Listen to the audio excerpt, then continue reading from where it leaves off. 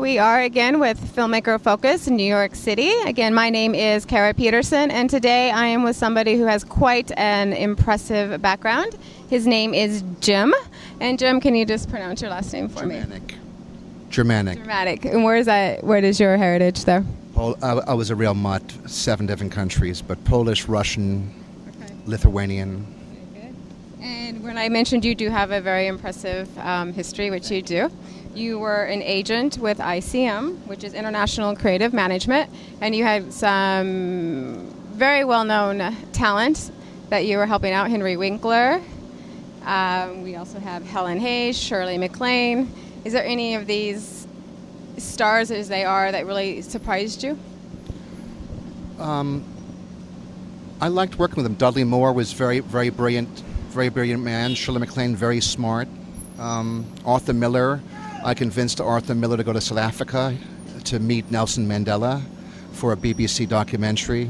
That was a real thrill. He didn't want to go, and I told him what a beautiful country South Africa is, and how Prime Minister Mandela read his book Crucible to get help and get through his prison time, and he went. He took his wife and went there. So there was some great times and great experiences. Now, there are a lot of people trying to make it in the business, in the creative field, as you know, and you have helped many of them. Is there any secret ingredient, or what do you find that really stands out that helps to get somebody to that next level? It's just not a job you can be chilled, to be casual. You got to be really bold and aggressive. Not to an insane extent, but you have to be very bold and aggressive, and you have to have tenacity. You have to keep on trying and perseverance, and you have to learn how to deal with rejections.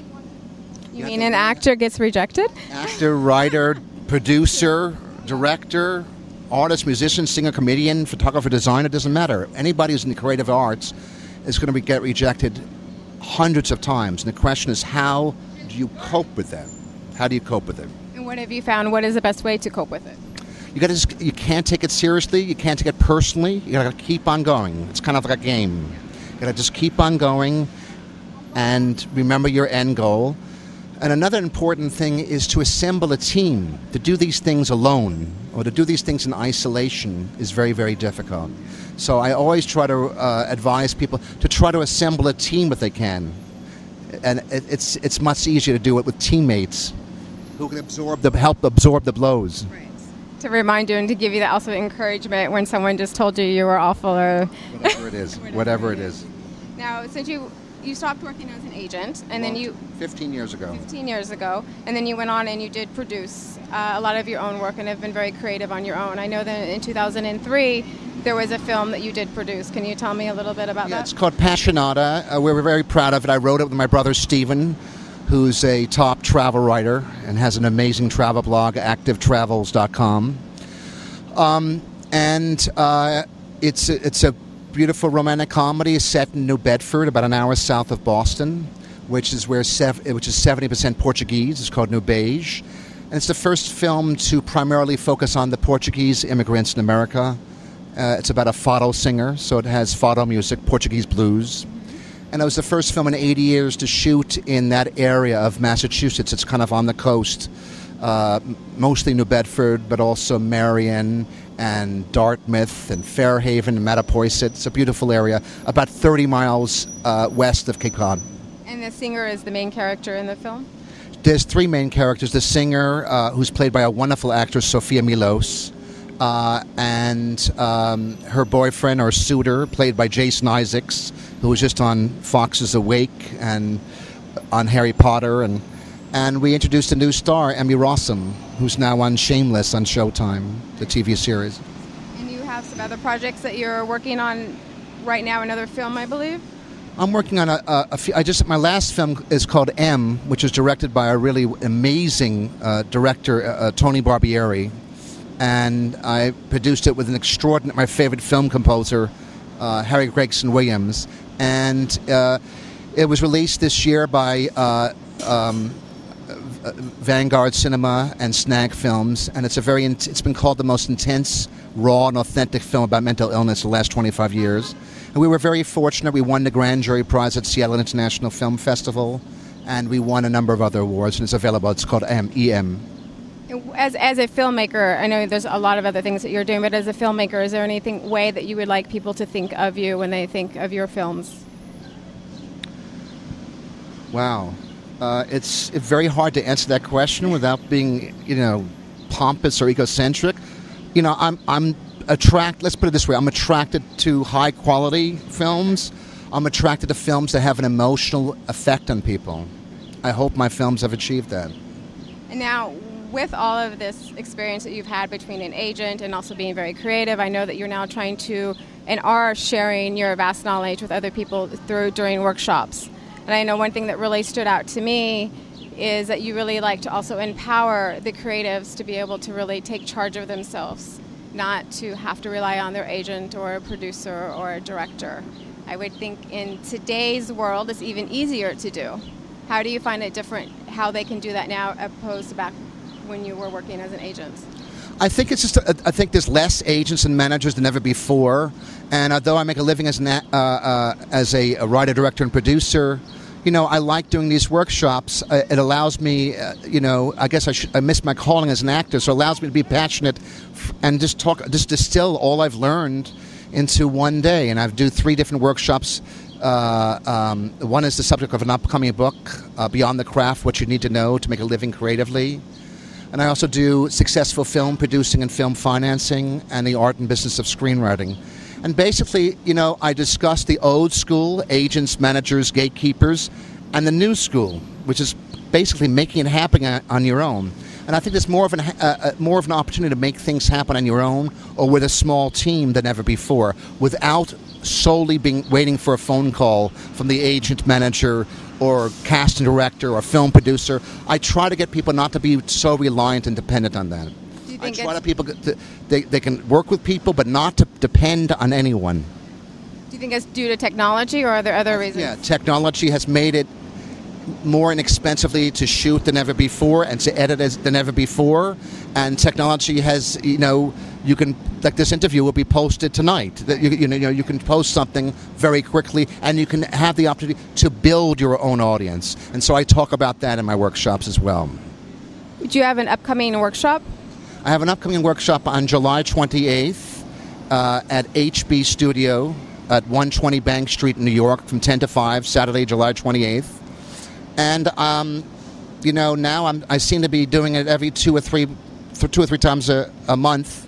So if people want to just Facebook me or LinkedIn me, I announce it. Can you go ahead and give us the heads up of what should they Google to find you and to find out about your workshops?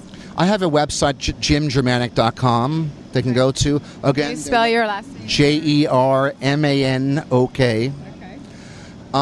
And they can reach me there, or they can reach me through one of the social media sites. The workshop that you're going to be doing at HB. It's on HB's page. And what's the name of that? Beyond the Craft, What You Need to Know to Make a Living Creatively. And it's for any creatives, not just actors, directors, producers, and writers, but also for novelists, journalists, artists, musicians, singers, comedians. A little secret of what's in that workshop? Designers.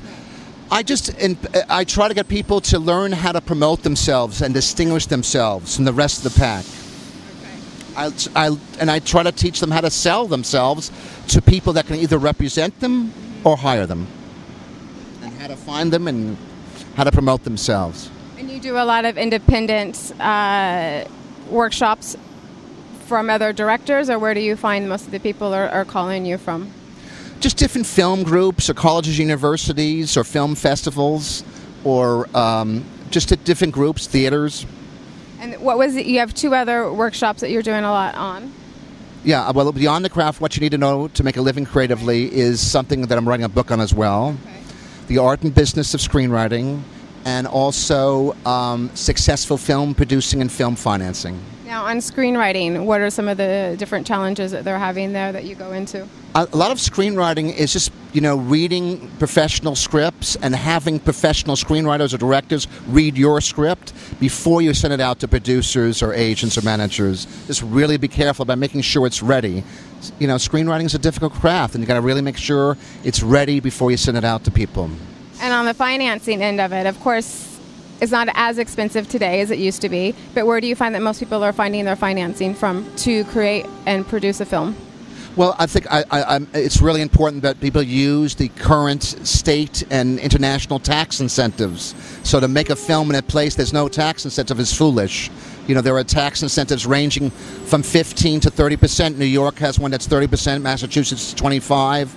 So that's one important thing. And then it's about, I wrote about this in IndieWire.com, how to find film financiers, but it's about attracting people that have some kind of vested interest in the film. It may be the issue, it may be the location, it may be they'll be friends of the actress or director, some vested issue, some connection, if possible.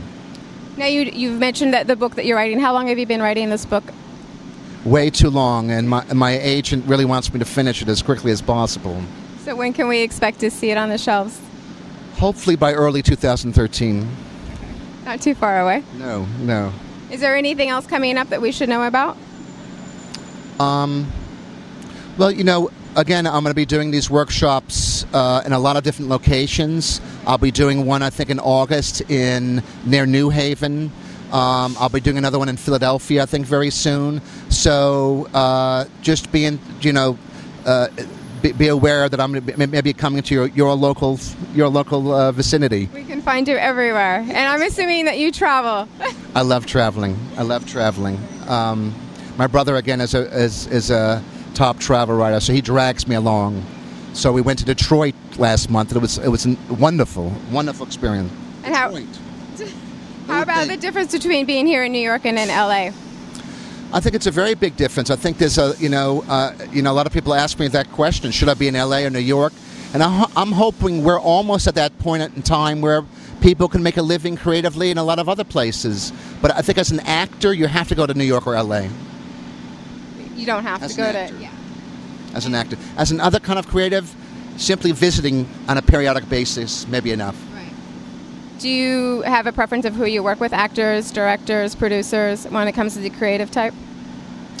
I like working with nice people, good people, people that are passionate. Not completely narcissistic, if it's possible. I was going to say, that's a difficult field for that. Now, Beyond the Craft is your book that's coming out, and I think it sounds like it's the one workshop that you're probably giving the most. Actually, successful film finance, they're all pretty popular. It just depends on the group of people. I can tailor it to a specific audience. Do you care what size of the audience is when you're giving the workshops? I like it to be as large as possible, obviously, but if it's small, it's just more intimate. And we do some exercises, so there's some interactivity. What type of exercises? Well, I give us a secret of what happens in these workshops. You gotta come. A little secret. But they're effective. People get very motivated by them, very inspired by them, and that's my intention. I want creative people to be more proactive. Instead of waiting on the phone or depending on people, I want them to be proactive. I want them to get things done on their own. I think that you have to do that. I mean, that's the only way for anything. So again, tell us again one more time where we can find about you and your workshop so we can contact you and have you come give a workshop. JimJermanok.com will have information, my Facebook page, my LinkedIn page, and my next workshop is HB Studio, July 28th, 10 to 5, a full-day workshop. HB Studio, 120 Bank Street, and you can find all the information on the HB website as well. I'm glad that you took the time out to meet with us today. I know you have a busy schedule up ahead coming for you. You're going out of town, so is there anything else that you would like to go ahead and mention before we close out for the day? Keep the faith. Keep the faith.